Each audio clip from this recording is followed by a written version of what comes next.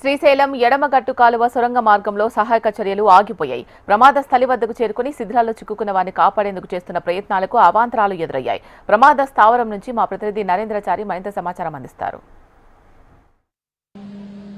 SLBC వద్ద జరుగుతున్నటువంటి ప్రమాదం సంబంధించి ఇప్పటివరకు కూడా ఎలాంటి స్పష్టత లేదు. ఎవరెవరు ఇప్పటికి కూడా ఎంతమంది కూడా మిస్ అయినప్పటికీ కూడా వారికి సంబంధించి ఆచూకీ మాత్రం లభించడం మనం చూస్తున్నాం. ఇప్పుడే 7-8 గంటల ప్రాంతంలో సహాయ చర్యల కోసం లోపలికి వెళ్ళినటువంటి బృందం ఇప్పుడే ఎస్ఎల్బీసీ సోరంగం నుంచి బయటికి వెళ్తున్న దృశ్యాలను చూస్తున్నాం. ఎన్డీఆర్ఎఫ్ బృందం, ఎస్ఆర్టీ బృందం కూడా ఇప్పటికే లోపలికి వెళ్ళి బయటికి వస్తున్న విజువల్స్ మనం హెచ్ఎం టీవీ స్క్రీన్ మీద ప్రత్యక్షంగా చూస్తున్న పరిస్థితి కనిపిస్తుంది. అదే ఈ రోజు చూస్తున్నామంటే అర్ధరాత్రిగా వస్తున్నప్పటికీ కూడా ఇప్పటికి కూడా అర్ధరాత్రి దాటినప్పటికీ కూడా ఇప్పటి వరకు కూడా ఎలాంటి సహాయకులు కూడా ఇప్పటికి కూడా ప్రారంభం కాలేదు. ఎన్డీఆర్ఎఫ్ ఎస్డీఆర్ఎఫ్ బృందాలు కూడా రాత్రి నుంచి కూడా వచ్చినప్పటికీ కూడా ఎలాంటి ప్రయోజనం మాత్రం చేకూరేది చూస్తున్నాం ప్రత్యక్షంగా.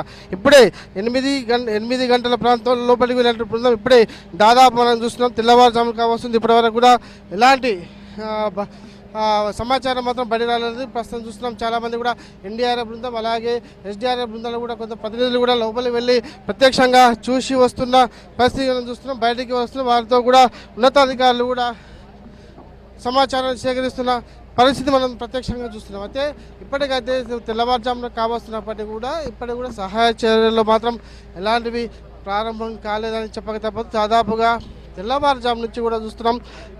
ఇప్పటికే మంత్రులు మాత్రం సహాయక చర్యలు కూడా ఇప్పటికే ప్రారంభం చెప్పినప్పటికీ అందులో మాత్రం ఎలాంటి వాస్తవం లేదని చెప్పక తప్పదు. దాదాపు 7 గంటల ప్రాంతంలో లోపలికి వెళ్ళిన ఒక బృందం ఇప్పుడే తిరిగి వస్తున్న పరిస్థితి కనిపిస్తుంది. మనం చూస్తున్నాం చాలామంది కూడా అంటే ఏం జరుగుతుంది లోపలగా ఎలాంటి పరిస్థితి ఉందని మాత్రం స్పష్టంగా ఎవరు కూడా చెప్పని పరిస్థితి మాత్రం ఇక్కడ కనిపిస్తుంది. ఏదేమంటే దాదాపుగా 6 మీటర్ల లోతులో కూడా నీరు నిలిచిపోయిన నేపథ్యంలో సహాయ చర్యలకు ఆటంకం ఏర్పడిందని స్పష్టంగా తెలుస్తుంది. అందుకు సంబంధించి ఎలాంటి కార్యాచరణ చేపట్టాలనే దానిపైన కూడా అధికారులు పూర్తి స్థాయిలో కసరత్తులు కొనసాగిస్తున్నారు. ఇప్పుడే బృందం లోపలికి వెళ్ళి దాదాపు 4 గంటల తర్వాత తిరిగి బయటకు వచ్చిన విజువల్స్ మనం ప్రత్యక్షంగా చూస్తున్నాం. మనం చూస్తున్నాం జిల్లా ఉన్నతాధికారులు కావచ్చు మిగతా కూడా ప్రత్యేకంగా చూస్తున్నాం.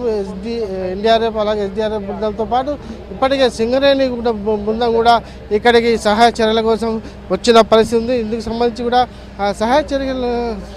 సహాయక చర్యలు మాత్రం ఇప్పటి వరకు కూడా పూర్తి స్థాయిలో ప్రారంభం కాలేదని చెప్పాలి. దాదాపు ఉదయం కావస్తున్నప్పటికీ కూడా ఈ సహాయ చర్యలలో మాత్రం ఆటంకం ఏర్పడింది. దీనికి ప్రధాన కారణం చూసుకున్నట్టయితే సోరంగ మార్గంలో ఏదైతే ప్రమాదం జరిగినటువంటి ఘటనలో ఆ ఘటనలో కూడా పూర్తి స్థాయిలో పెద్ద ఎత్తున దాదాపు 6 మీటర్ల ఎత్తులో నీరు నిలిచి ఉన్న నేపథ్యంలో కూడా సహాయ చర్యలు చేపట్టడంలో పూర్తిగా అవాంతరాలు ఏర్పడింది. దానికి సంబంధించి కూడా అది ఒకవేళ నీటిని బయటికి తోసేందుకు ఎలాంటి చర్యలు చేపట్టాలి, బయటికి తీసుకొస్తే కనుక నీటిని బయటికి తీసుకొస్తే కనుక అక్కడ ఉన్న జరిగిన ప్రమాదాన్ని అంచనా వేయలేం, ప్రమాద ఘటన కూడా అంచనా వేయలేని పరిస్థితి ఉంది. కాబట్టి బయటికి నీటిని తోటిపాడాలంటే కూడా కావాల్సిన పెద్ద ఎత్తున మోటార్ అవసరం ఉంటుంది. దానికి సంబంధించి కూడా అది ఇప్పటికిప్పుడు సాధ్యమయ్యే పని కాదు. కాబట్టి ఎలాంటి చర్యలు చేపట్టాలి దానిపైన కూడా ఉన్నతాధికారులు పూర్తి స్థాయిలో కూడా అధికారులు కూడా పూర్తి స్థాయిలో ప్రణాళిక రచిస్తున్న పరిస్థితి కనిపిస్తుంది. అక్కడికి వెళ్ళి రెస్క్యూ చేయాలన్నా మొత్తం వాటర్ వస్తున్నాయి కంటిన్యూగా. మోకాల్లో బురద ఉంది. దీని మీద తర్వాత యాక్షన్ తీసుకోవాలి. మళ్ళీ పరిస్థితి లోపలికి వెళ్ళలేకుండా ఉందండి. చాలా అబ్స్ట్రక్షన్స్ చాలా ఉన్నాయి. సో అలాగే మనం దానికి వెళ్ళే ట్రైన్ కూడా ఒక 11 కిలోమీటర్స్ వరకు వెళ్తుంది. అవతల మొత్తం వాటర్ అయిపోయి ట్రైన్ కూడా లేకుండా ఉంది. దాదాపు ఒక 2 కిలోమీటర్లు నడుచుకుంటూ వెళ్ళి చూసాము. అక్కడ నుంచి మనం ఏం చేయలేకపోతుంది ప్రజెంట్. ఈసారి మిషనరీ అవన్నీ తీసుకెళ్ళి ఏమైనా ఛాన్స్ ఉంటే చేస్తాం. సహాయ చర్యలు చేపట్టాలంటే ఎంత సమయం పట్టే అవకాశం ఉంది? అది మా అఫీషియల్స్ తీసుకుంటారండి.